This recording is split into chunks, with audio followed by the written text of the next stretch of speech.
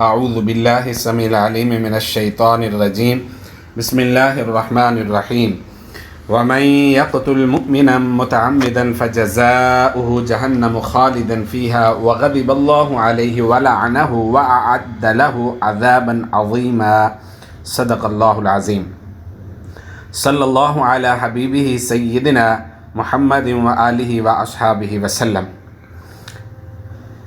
کبیرہ گناہوں میں بہت بڑا گناہ جس کو اکبر الکبائر کہا گیا ہے، کسی انسانی جان کو ناحق قتل کرنا۔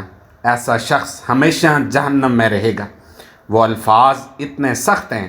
سورۃ النساء آیت نمبر 93 پارہ نمبر 5، وَمَن يَقْتُلْ مُؤْمِنًا مُتَعَمِّدًا، جس نے کسی مسلمان کو جان بوجھ کر قتل کیا تو اس کی سزا قیامت کے دن جہنم کی آگ ہے، جس میں وہ ہمیشہ رہے گا۔ اس کے ساتھ ساتھ اللہ کا اس پر غضب بھی ہوگا، اللہ کی اس پر لعنت بھی ہوگی، اور ایسے شخص کے لیے اللہ نے بہت بڑا عذاب تیار کر کے رکھا ہوا ہے۔ بتائیے پیارے ناظرین، اس سے بڑی دھمکی کوئی اور ہو سکتی ہے؟ اس سے زیادہ کوئی اور الفاظ سخت ہو سکتے ہیں؟ اس کا کیا مطلب ہے؟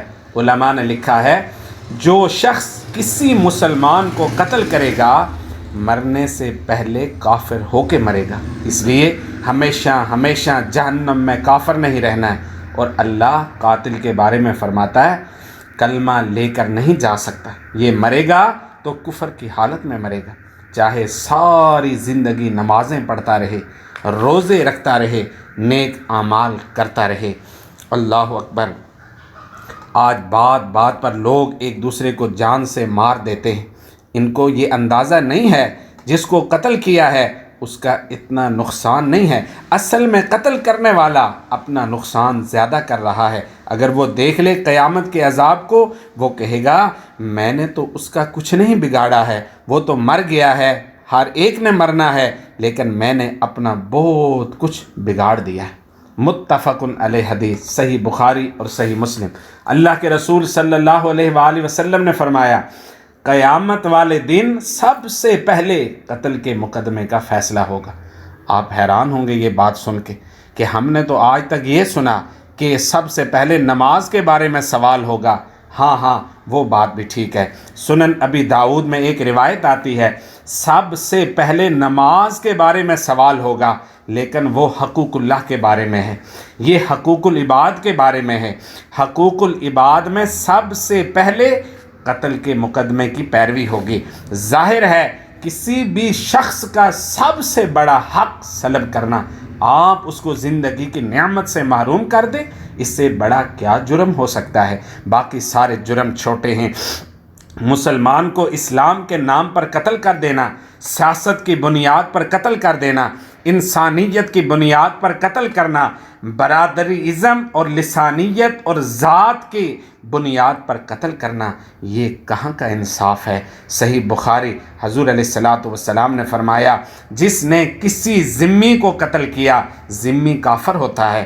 جو مسلمان حکومت میں جزیہ دے کر رہتا ہو، کافر کو قتل کیا، مسلمان کو نہیں، جس نے کافر کو قتل کیا وہ جنت کی خوشبو بھی نہ پائے گا، حالانکہ جنت کی خوشبو 40 سال کی مسافت سے بھی سونگھی جا سکے گی۔ اللہ اکبر۔ سنن ابن ماجہ، جامع ترمذی، حضور علیہ الصلاۃ والسلام نے فرمایا روز قیامت مقتول شخص جس کو دنیا میں ناحق قتل کیا ہو اپنے قاتل کو پیشانی اور سر کے بالوں سے پکڑ کر گھسیٹتا ہوا، اس حال میں کہ اس شخص کی رگوں سے خون بہہ رہا ہوگا، اس کی مظلومیت اس پر نظر آ رہی ہوگی، وہاں پر مقتول قاتل کو سر کے بالوں سے پکڑ کر گھسیٹتا ہوا اللہ کے عرش کے قریب پہنچ جائے گا اور کہے گا یا رب آج مجھے انصاف دلا، اس شخص نے مجھ سے زندگی کی نعمت کیوں چھینی تھی؟ اللہ مجھے انصاف چاہیے۔ اللہ اکبر۔ کیا معاملہ اس کے ساتھ ہوگا میرے بھائیوں؟ اس کو اتنا آسان نہ سمجھو کسی کی جان لے لینا۔ سنن نسائی، سنن ابن ماجہ، آپ صلی اللہ علیہ وسلم نے فرمایا اللہ تعالیٰ کے نزدیک پوری دنیا کو تباہ و برباد کر دینا یہ کم ہے، اور ایک مسلمان کو قتل کر دینا اس سے بھی بڑا جرم ہے۔ دنیا کو تباہ و برباد کر دینا یہ اتنا بڑا فساد نہیں ہے۔ اللہ کے نزدیک جتنا ایک مسلمان کو قتل کر دینا ہے۔ سورۃ المائدہ آیت نمبر 32 میں رب ذوالجلال نے فرمایا من قتل نفسا بغیر نفس او فساد فی الارض فکأنما قتل الناس جمیعا ومن احیاها فکأنما احیا الناس جمیعا، جس نے کسی انسانی جان کو چاہے وہ مسلمان ہو یا کافر ہو کسی کو بھی قتل کر دیا ناحق، تو یہ ایسے ہے جیسے اس نے ساری انسانیت کو قتل کر دیا ہو۔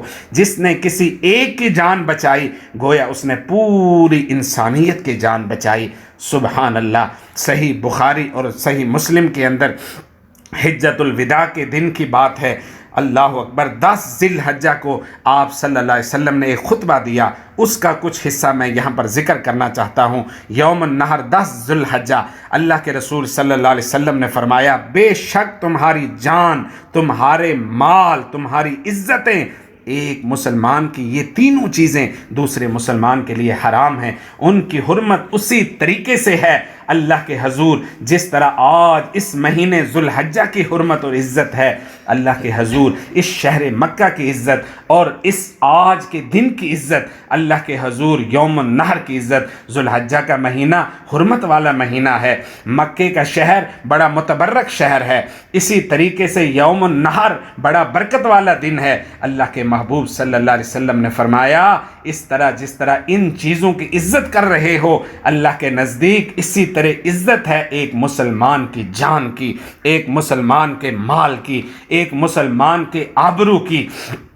کیا آج میں اور آپ حضور صلی اللہ علیہ وسلم کی اس تعلیمات پر پورا اتر رہے ہیں؟ دیکھنا اللہ کے رسول صلی اللہ علیہ وسلم نے فرمایا میرے بعد کافر نہ ہو جانا، ایک دوسرے کو قتل کرنا شروع کر دو اور بتاؤ کیا میں نے اپنے رب کا پیغام تم تک پہنچا دیا ہے؟ سب نے کہا بلا یا رسول اللہ پہنچا دیا ہے۔ پھر آپ صلی اللہ علیہ وسلم نے اللہ کی طرف متوجہ ہو کر فرمایا اے اللہ گواہ رہنا، اے اللہ گواہ رہنا، اے اللہ گواہ رہنا، اور پھر فرمایا اب تمہاری یہ ذمہ داری ہے کہ اس دین کے پیغام کو ہر اس شخص تک پہنچا دو جو یہاں پر موجود نہیں ہے۔ فَلْيُبَلِّغُ الشَّاهِدُ الْغَائِبَ، حضور علیہ الصلوۃ والسلام نے فرمایا بلغوا عنی ولو آیتن، میری طرف سے پہنچا دو اگرچہ ایک آیت ہی ہو۔ اس جرم کی مذمت کے بارے میں اس پیغام کو ہر عام اور خاص تک پہنچائیں، زیادہ سے زیادہ اس ویڈیو کو شیئر کریں تاکہ اس قبیح فعل سے ہم ایک دوسرے کو بچا سکیں۔ اللہ تعالی ہم سب کو ان تمام باتوں پر عمل پیرا ہو کر نہ صرف اپنے آپ کو بلکہ دوسروں کو بھی اس قبیح فعل سے کرنے سے محفوظ فرمائے۔ وما توفیقی الا باللہ۔